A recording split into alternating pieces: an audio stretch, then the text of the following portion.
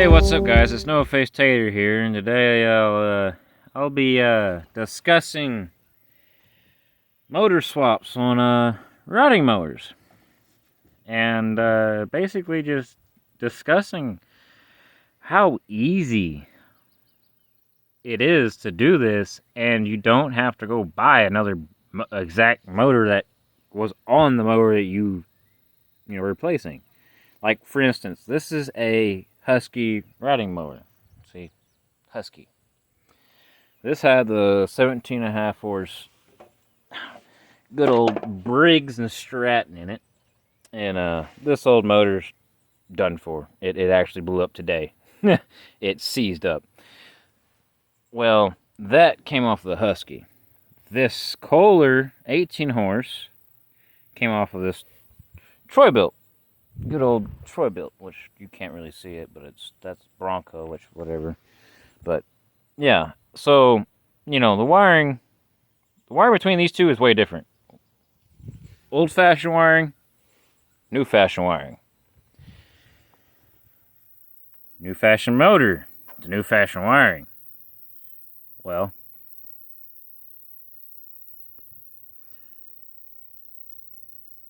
these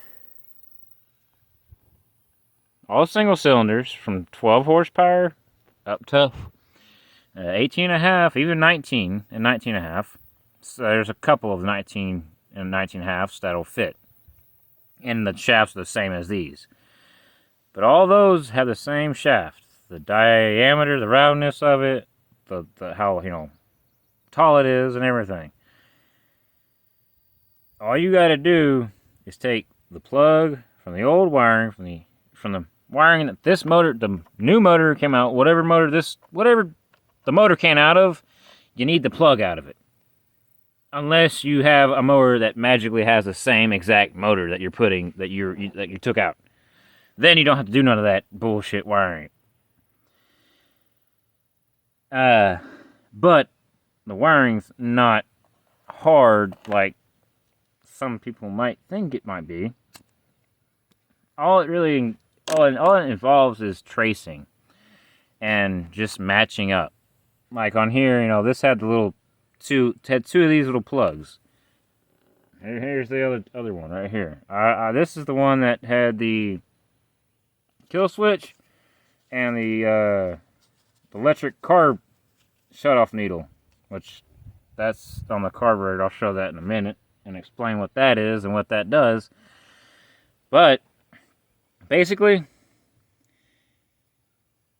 the motor mount points, the bolt points, all line up on every fucking mower, on every single mower. It's all the same.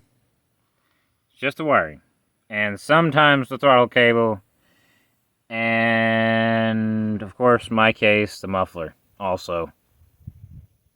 Because on the other motor, the muffler went straight down. This goes down and outward.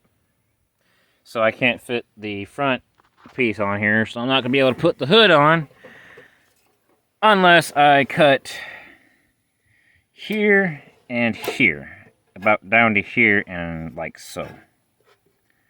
But if I do that, it will weaken the hood. That's the problem. It's got a gap into it, and it's hitting the muffler right there in the middle.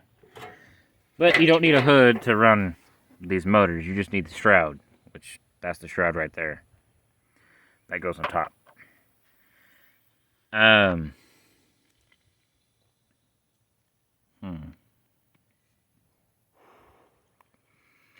Try to recap everything. Making sure I got everything and did everything. Oh, now when you do this, that little needle, which I'll go ahead and show. Little needle right here. This little needle. Oh, this electric needle right here, shutoff needle, is powered at least from 3 to 5 volts. This, whenever it has power, there's a little rod in there with a little rubber stopper. Well, if you know how these carburetors are and you've dug into these, you'll understand that, the jet, there's a primary jet in there. This plugs that off from fueling the motor. if you don't have power to this, it won't get fuel. If you have power, you get fuel, and everybody's happy. But a lot of times these do go out or they seize up. But you take a little break, a little carb cleaner, and then, you know, work it back and forth, a little plunger, and it'll work great. Sometimes it's not the case though, and you gotta buy a new one. They're like $5, $8 on eBay.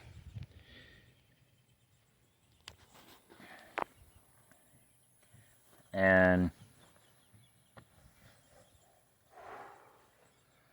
I'd also like to see the throttle issue. This one, I can't take it off and put the other one on because it's got the old step-on type throttle.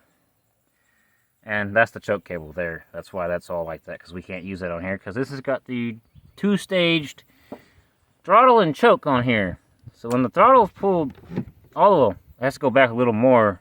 This right here, this lever right here is the choke. This throttle cable, when it pulls it back, this throttle more, it'll pull this choke and automatically choke this, so you don't have to pull an extra cable. So I had to rig that up, and I'm gonna have to run a whole different system on this, but that's for later stuff. So other than that, I mean, pulleys all match up. You want to use the pulley from the old motor onto the new motor, and so on and so forth. And yes, I'd advise using heat shrink and electrical tape just for that extra, weather resistance. Other than that, that's just a little tip on everything, and letting everybody know you don't have to buy a whole new motor that's the exact same thing. You can use another one. But I hope this helps somebody out, and yeah, I'll see y'all later.